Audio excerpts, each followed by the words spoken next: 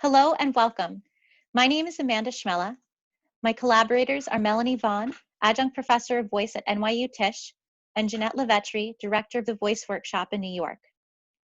We would like to take this opportunity to thank the Voice Foundation, Maria Russo, and Dr. Sadaloff for giving us this opportunity. We'd like to present a demographic study of professional belters, who they are and how they sing.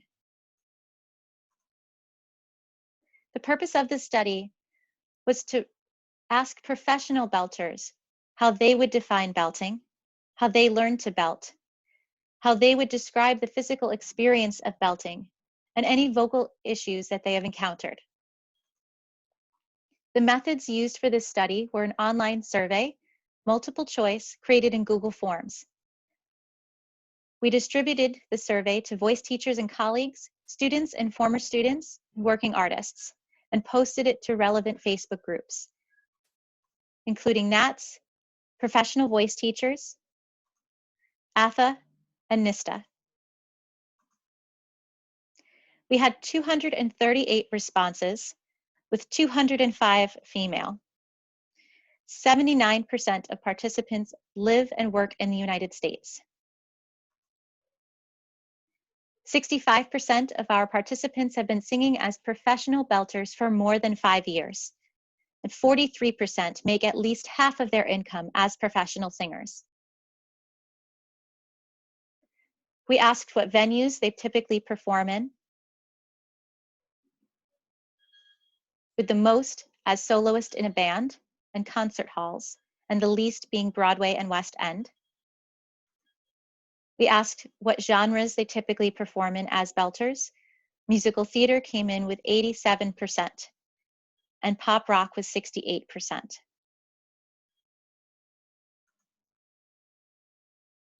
"99% of participants have had vocal training, and for half, that training is ongoing. 68% received training specifically for belting. They sing in other styles other than belt and use multiple vocal strategies depending on the style.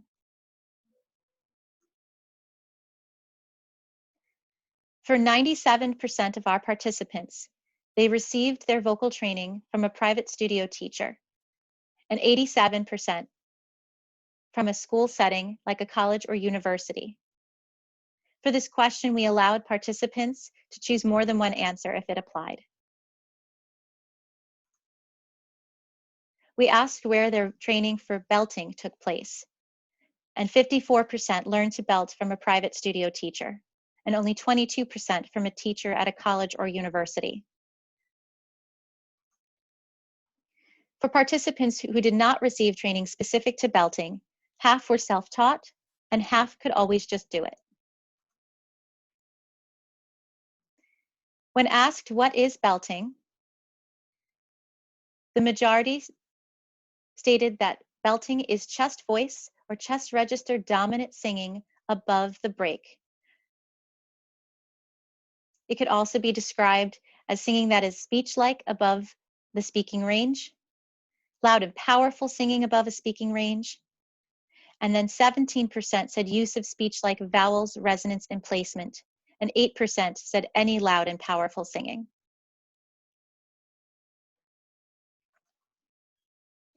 Is all belting the same, and what factors influence belting?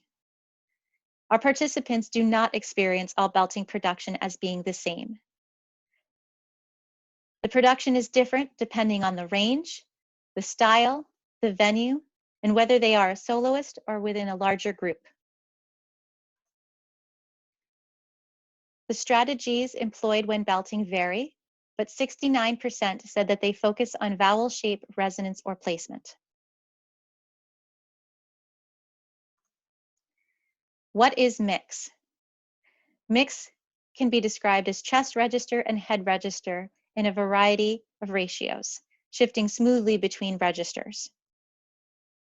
Another answer was vowel shape, resonance, or placement, though the majority, 78%, felt that it is chest register and head register combined. Belting and the speaking voice. 71% of participants feel that belting has no effect on their speaking voice. Those who feel that belting affects their speaking voice said that that effect depended upon what else they were doing. So 18 said it was positive, 10% negative, and 15% neutral.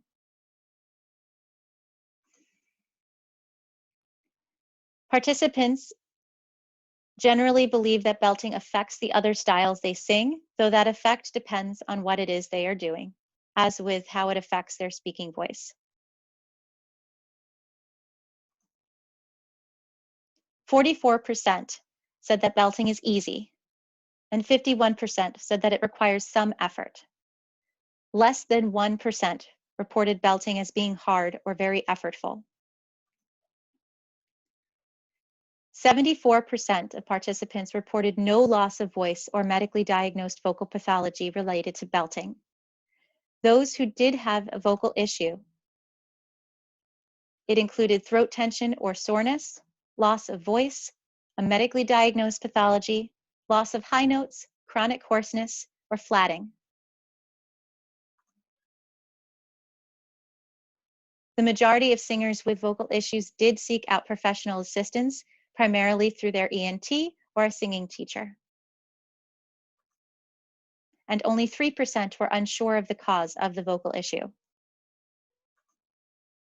In conclusion, our participants received vocal training and 68% had training specifically for belting. They studied with a teacher in a private studio, and those who received no formal training on belting were split evenly between those who were self-taught and those who could always just do it. Participants believe that belting is a chest-dominant sound sung above where one naturally speaks. They do not experience all belting production as being the same. They feel there is an overlap between mix and belt, and they agree that mix is a combination of chest register and head register in a variety of ratios.